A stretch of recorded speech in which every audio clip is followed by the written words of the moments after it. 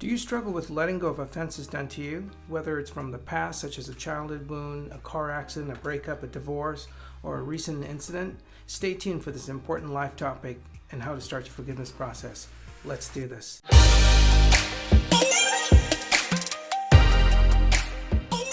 Hey, Dr. Les here with Mindfulness Channel, a channel focused on brain science, mindfulness, and acceptance and commitment therapy, providing information and skills to transform your mind so you can transform your life and be the best you.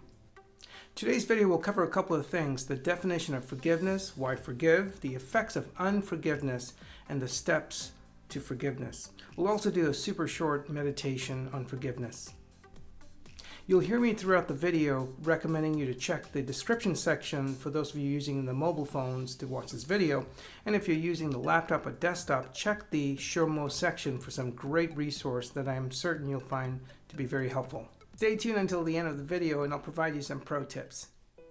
Forgiveness is a cognitive and emotional process that eradicates chronic hostility, rumination, and its adverse effects. Translated, forgiveness means you are aware of the injustice and you've made a decision to release the blame, the anger, the resentment. It's acknowledging the fact of what occurred and choosing to release the emotional charge of the past and not to continue to take it on your life journey. Now, just a quick distinction here. There's a difference between forgiveness and reconciliation. Reconciliation means to restore a damaged relationship. So to re-enter a relationship again that was once damaged. Let it be known that this is not forgiveness, because reconciliation is an aspiration. Ideally, yes, it'd be great to forgive and have reconciliation, the combination, with those who have greatly harmed us. However, psychologically and spiritually, it has been written, it's wise to practice forgiveness, which I call the special sauce of healing.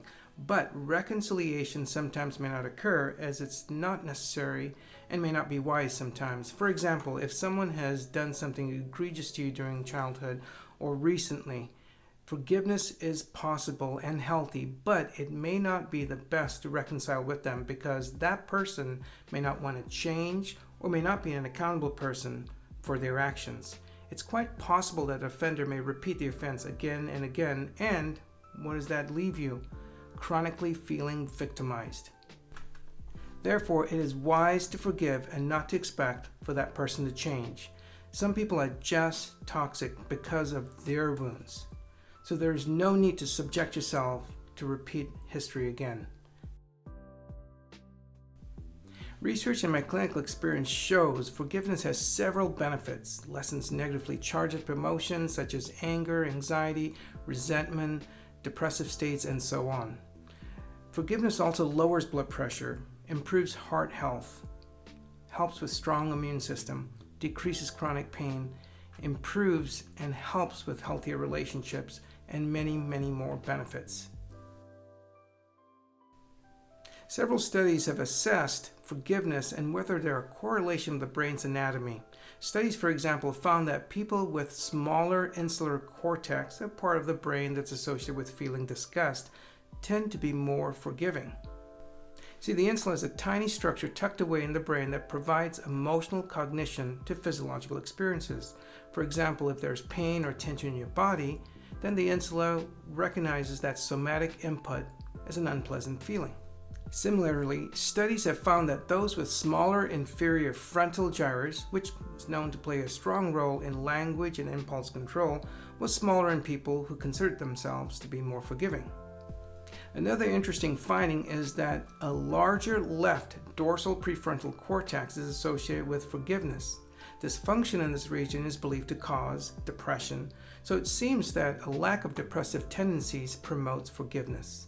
These studies have found that when we focus on the emotional wounds versus the behaviors, and we are open to seeing the offender's emotional distress, that is, seeing an alternative perspective on why they're behaving the way they are, we tend to experience greater well-being and less emotional distress.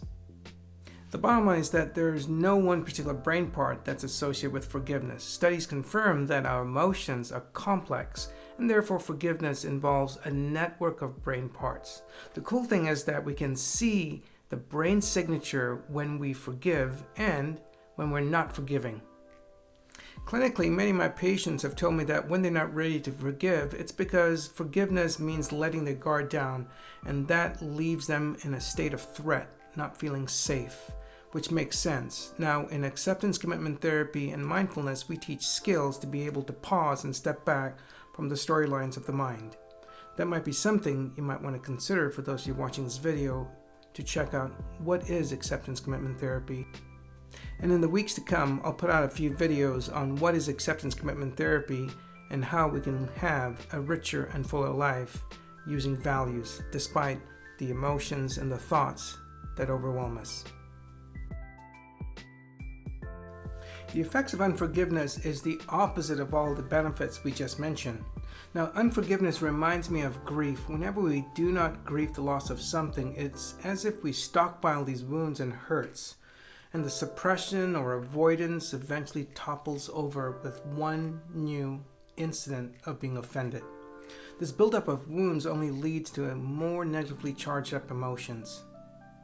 There's a saying in neuroscience that what fires together wires together. Whatever we practice is what we get better at. As one of my patients said, if what you're practicing in this life is great negativity and hypercriticalness of self and others, then that's what you'll get back in life. Pretty interesting comment, don't you think so? And there's definitely some wisdom in that, for sure. What's interesting is that in my clinical practice, I see what influences unforgiveness tendencies. It's someone's biography. It's the childhood experiences and young adulthood experiences that's related to three domains: a chronic pattern of betrayal, a chronic pattern of abandonment, and a chronic pattern of rejection throughout their life. Just digest what I just said. That slide basically is saying the obvious. Every time we get offended, a closet full of hurt opens on us, and we may stay stuck in that pile of past hurt. Check this out. Sometimes we may experience a level of disproportionate anger, rage, resentment to what's actually going on. So there's no way to be peaceful or experience happiness until we learn to forgive those who've wounded us. And that includes our day-to-day small infractions we may experience.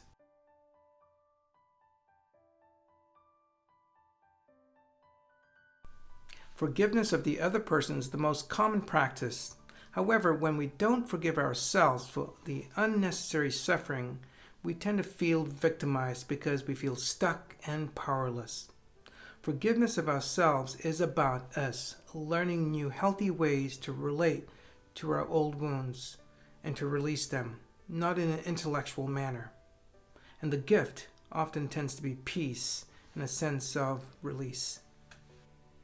Forgiveness of ourselves helps empower us by helping us see what is ours to be accountable for and what is not ours.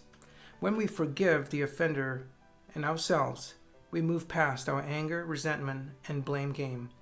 That is, we stop our grievance story and start a new chapter of our life in healing, and we enter a new way of being.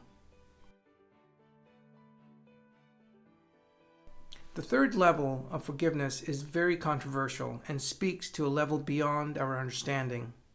This is more about a spiritual level. Take a look at the wisdom written in the book of Proverbs.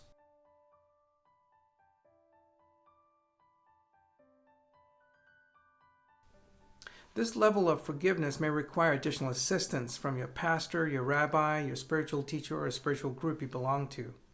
On a side note, in the next few weeks, I'll be putting out a video on happiness being a skill. 9 steps to forgiveness. The link can be found in the description section of this video, especially if you do not want to take notes. Here we go.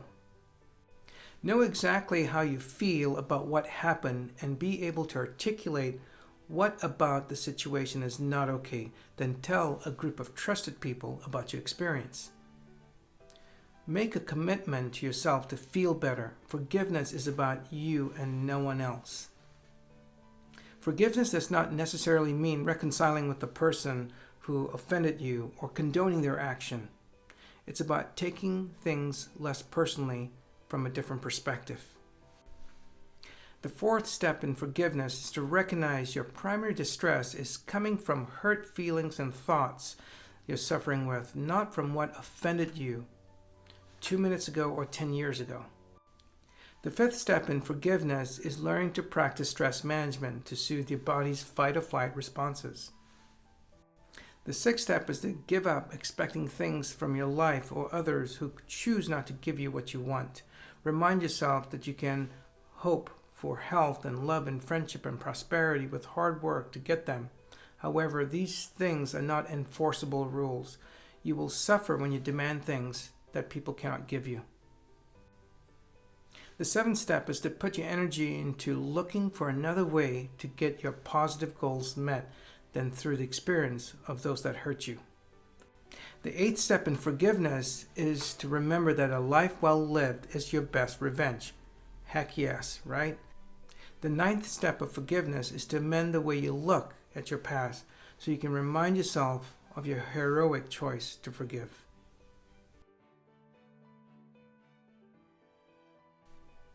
As you breathe in through your nose, you'll quietly whisper to yourself, breathing in, I forgive. And as you gently hold your breath, quietly say to yourself, pausing in this moment of loving awareness. And as you breathe out, quietly say to yourself, breathing out, all that no longer serves me. You'll repeat that 3 to 5 times. Here are a couple of pro tips. Deliberately practice forgiveness every morning before you leave home and before you get your day started. Take just a few seconds to minutes to bring to mind something or someone that offended you and set them free. You could do this in a couple of ways. You could use the forgiveness mantra we just practiced. You could use your spiritual teaching like the Lord's Prayer. You could actually do expressive writing. No matter what tool or skill you use, practice daily forgiveness. Start with the smaller infractions done to you and when you also offend someone. Here are 2 more tips. Identify how unforgiveness is serving you. That is, what are you getting out of it? What's your payoff? Is there a payoff? Is there empowerment or victimization? And the last tip is, if you find yourself struggling with forgiveness, start with a loving kindness meditation. Hey folks, drop me a comment below if you have any questions or if you've done this forgiveness work or you'd love to share your favorite forgiveness quote. Put it in your comments below. Also, let me know if you'd like me to create a video on a particular mental health topic or if you have a meditation question. Shoot me a comment. Would love to hear from you. And I just also want to thank you very much for supporting this channel by clicking thumbs up and commenting below. Please do share this video with those you love and care about. It's been a pleasure serving you, and I'll catch you at the next moment.